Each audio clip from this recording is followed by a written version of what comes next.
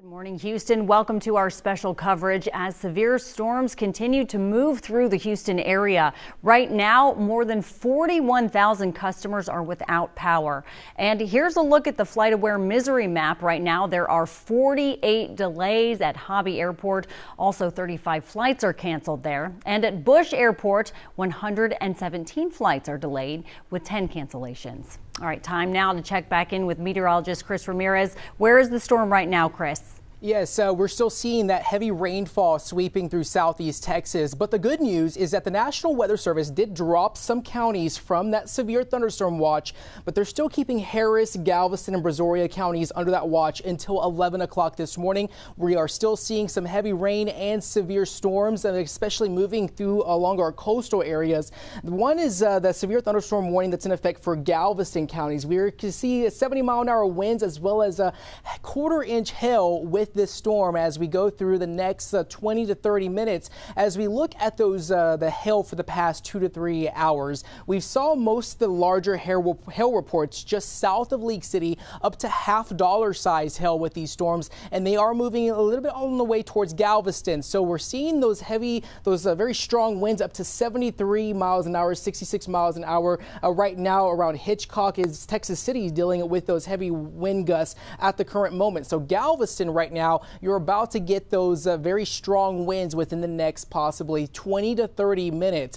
Also, we're tracking another severe thunderstorm that's currently over Matagorda County. That is showing 60-mile-an-hour winds, and we're seeing some very large hail with this. This is close to golf ball to baseball sized hail with this storm that's just to the southeast of Blessing. That is really going to pose a threat for areas near Palacios as well as Wadsworth across our area. We're seeing mostly the wind speeds not significant at the current moment with that severe storm, but we're definitely still seeing some more heavier rainfall that is just on the backside of these storms as we go through the next 30 to 40 minutes or so. So we're also keeping an eye on the potential for that flooding threat that's currently ongoing, especially across southeast Texas. We've seen close to 1 to 2 inches of rain in some locations, but northern Montgomery County is what we're really going to have to keep an eye on, especially north of in and around Lake Conroe. They're dealing with that flash flood warning that will be in effect until 9:30 this morning. That includes Montgomery and Walker counties.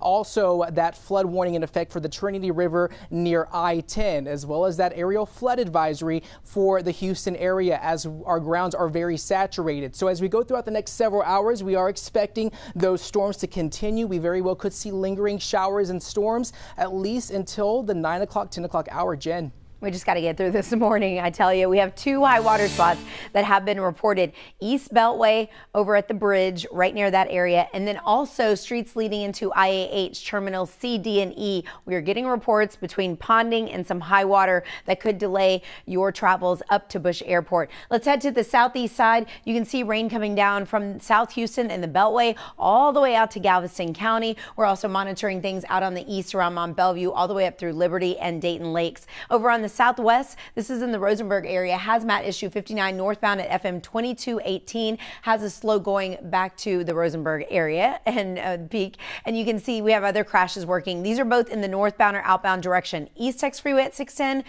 45 North Freeway outbound at 610. Lanes are blocked. You can expect some delays. We did have earlier problems that were in the Heights area. So Katy Freeway still packed from downtown out towards Studemont. And this is some of the backup that we're seeing right near the East Beltway, where I said high water has been reported at Jacinto Port. We know that emergency crews are on scene, but never drive around barricades. It's actually illegal to do so. You could be fined up to $2,000 or even face jail time. So it's just not worth it. Right now, here are your travel times, but we have definitely been advising drivers to stay put. If you don't have that option, I understand. 52 minutes in from the Woodlands. Katy, you're looking at 47 minutes down the I-10 corridor, and we have been keeping folks posted on our social media accounts in general throughout the morning. Kim Castro has the latest on what you can expect with maybe when these storms are going to wrap up or what warnings are currently in place. Kim, bring us up to speed. Yeah, Jen, if you're just waking up with us this morning, we've been tracking a line of severe thunderstorms barreling through southeast Texas. At this point, the line of severe storms is just about to get to Galveston, so right along the coastline. There is a severe thunderstorm warning for the island that is going to last another 10 minutes. So those impacts are headed in your direction here soon. Wind speeds have increased within this storm, so keep that in mind. Get into your interior space so you're not at risk of having anything impact you, like say a broken window, for example, from the wind. Jamaica Beach, the storms are getting to you by 8:11. Galveston Island, again, right around 8:16. Boulevard Peninsula, 8:21, and then after that we are home free. Now here's a look at velocity. These reflectivity values have been really impressive as far as how strong the wind is. Wind speeds at 40, 50, 60 miles an hour. Again, I saw wind gusts at around 75 too, so that's the main threat. Not to mention a couple of these areas have a little bit of a kink, so we've been watching a radar closely to see any possibility of any tornadic behavior. Luckily right now that's not what we're seeing. Straight line wind impacts though all the way through Brazoria and Matagorda County, not to mention some large hail threats. That's what we saw south of Blessing with a hail core that was upwards of golf ball to maybe even baseball sized hail in some of these reflectivity signatures that we saw. Hail potential really extended all across southeast Texas with these severe storms. We saw some large hail pass through the Gulf Freeway in League City, but for now we're watching conditions improve. Again, the last of the strong storms making their way to the coastline. This morning was the biggest threat for severe weather, an 80%. As we go into the late morning hours, we're still tracking rain chances, but the later on in the day we go, the less in the threat for severe storms there is, the less threat we have. Here's a look at future tracks. So the first batch moving out of the way now. Some storms building in behind there, so we could be watching a couple downpours through the late morning. I'd say at least until about 10, maybe 11 o'clock in the morning. By the time you're having lunch, things start to improve. For now, though, this is a very unsettled pattern. We're tracking more storm chances as we head into the weekend. 50% chance to see storms Saturday afternoon. Sunday, rain chances start to drop off. We'll have more updates throughout the morning.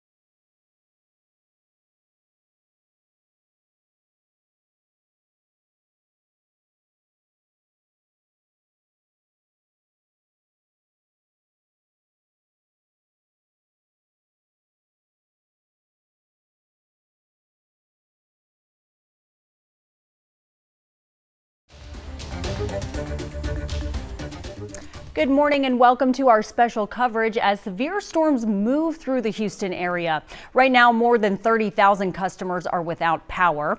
And here's a look at the FlightAware Misery map. Right now, there are 50 delays and 35 cancellations at Hobby Airport. Meanwhile, at Bush, 174 flights are delayed and 10 flights are canceled. All right, 8:30 now, time to check back in with meteorologist Chris Ramirez. And Chris, we have video taken out of Southwest Houston just outside the loop showing the strength of the wind. Where's the storm right now? Right now, we're seeing most of the heavier rain and those wind gusts along our coastal areas. Here's a look right now from the top of the KHOU 11 studios. We're seeing the more improvement in the visibility issues that we were seeing with that blinding rain. But right now, 67 degrees. The National Weather Service has dropped some counties from that severe thunderstorm watch, but they're still continuing to keep Harris, Brazoria, Galveston under that watch until 11 o'clock this morning. We're still dealing with some wraparound rain with these storms as they are pushing through our coastal areas.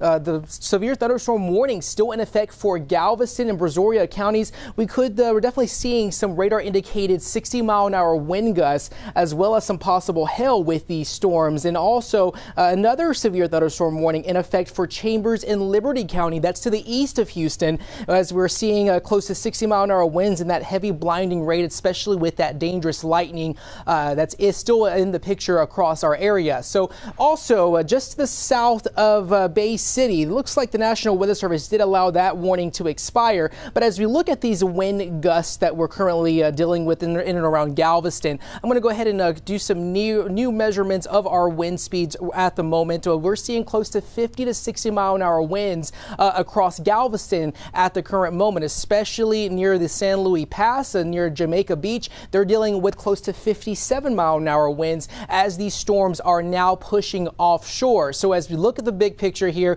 these storms are going to continue its track across southeast Texas. We're dealing with some wraparound moisture with these storms as they're making their way through the area, but we're also dealing with the increasing flooding threat across southeast Texas. They are also seeing some hail with the storms near Santa Fe south of Lake City. We got some reports of $50, 1 to 2 inch diameter hailstones in and around just south of Lake City. But as we look at that flooding potential for the next few hours, the National Weather Service keeping that flood advisory in effect for portions of Harris counties. So we've seen close to 1 to 2 inches of rain, close to 2 inches of rain, just near 3 inches of rain near some locations, but there still is a flash flood warning in northern Montgomery County. They were dealing with 1 to 2 inches of rain last night with those storms, and now this additional rain is causing some flooding concerns in and around Lake Conroe. So if you are in northern Montgomery County, just to the west of 45, you might want to pay close attention to the area roadways.